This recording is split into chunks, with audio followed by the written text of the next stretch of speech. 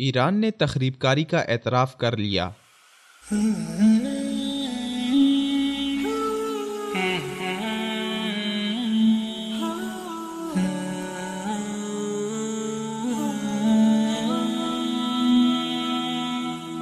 ایران رجیم نے پہلی بار میڈیا پر اپنی دہشت گردی اور مخالفین کو قتل کرنے کا اعلانیہ اعتراف کر لیا ہے۔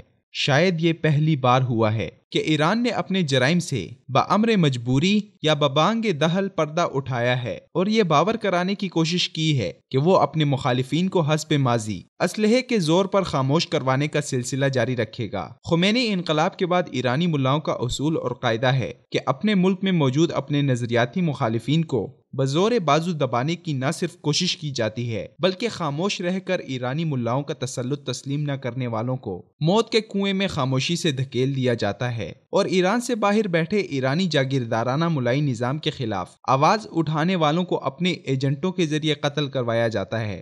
ایران کے ان جرائم سے دنیا بہت پہلے واقف ہو چکی تھی، لیکن ایران کے سرکاری ٹیلی ویژن نے پہلی بار تسلیم کیا ہے کہ ایرانی حکومت بیرون ملک مقیم اپوزیشن رہنماؤں کو ایجنٹوں کی مدد سے قتل کراتی رہی ہے۔ عرب میڈیا کے مطابق ایرانی ٹی وی پر نشر کیے جانے والے ایک پروگرام میں شریک انیس النقاش، جو حزب اللہ کے ایک سابق کمانڈر عماد مغنیہ کی تربیت کی وجہ سے بھی مشہور ہیں، نے بیرون ملک اپوزیشن رہنماؤں کو ٹھکانے لگائے جانے کا اعتراف کیا۔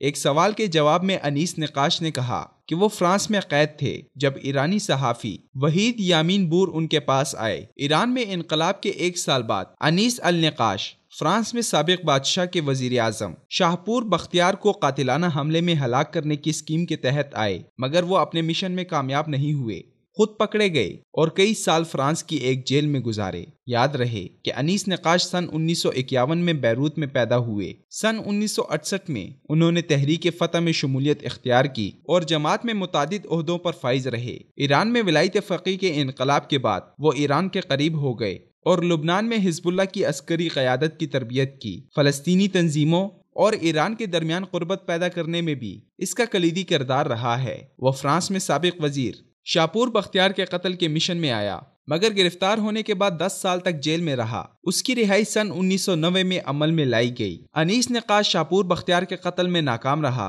مگر بختیار کو 6 ستمبر 1991 کو 3 مسلح افراد نے پیرس کے نواح میں ان کے سیکریٹری سمیت قتل کر دیا۔ اس حملے میں بختیار کا ایک پڑوسی اور ایک پولیس اہلکار بھی ہلاک ہوا، جسے چاقو کے ساتھ ذبح کیا گیا۔ تاہم بختیار کے قتل کی خبر 36 گھنٹے بعد سامنے آئی۔ فرانسیسی پولیس نے بختیار کے قاتلوں کی گرفتاری کے لیے چھاپے مارنا شروع کیے تو ان میں سے 2 ایرانی فرار ہونے میں کامیاب ہو گئے، جبکہ تیسرے ایجنٹ کو سوئٹزرلینڈ میں گرفتار کیا گیا، جس کی شناخت علی وکیلی رات کے نام سے کی گئی۔ وکیلی پر مقدمہ چلایا گیا اور سن 1994 میں اسے عمر قید کی سزا سنائی گئی۔ وکیلی رات کو سن 2009 میں تہران میں گرفتار ایک فرانسیسی معلم کے بدلے میں رہا کیا گیا۔ فرانسیسی استاد کو ایران میں احتجاجی مظاہروں میں حصہ لینے کے الزام میں گرفتار کیا گیا تھا۔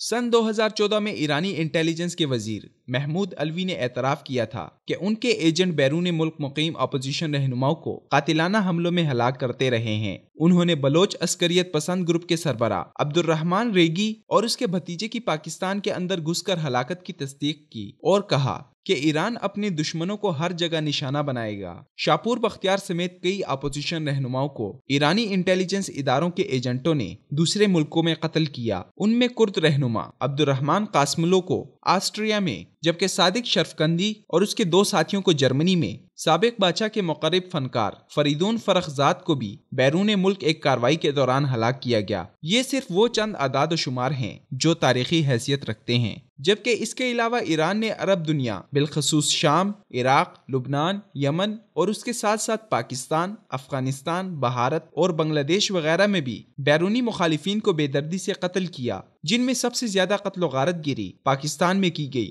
ایران اور امریکہ ایک ہی سکے کے 2 رخ ہیں، ان کی پالیسیاں اور مفادات تقریباً ایک ہیں۔ اب ایران اپنے محسن امریکہ کے نقش قدم پر چلتے ہوئے جہاں جہاں اپنے مخالفین پاتا ہے انہیں قتل کر دیتا ہے۔ دنیا کو ایرانی تخریب کاری اور خطے میں بدترین شرارت کو سمجھنا ہوگا۔ بالخصوص مسلم دنیا کو اب فیصلہ کر لینا چاہیے کہ مغربی مفادات میں پیش ایران موجودہ دور میں اسلام اور مسلمان کا سب سے بڑا دشمن ہے، جو اسلام کا نام استعمال کر کے اسلام اور مسلمانوں کو کچلنے کی کوششوں میں مصروف ہے۔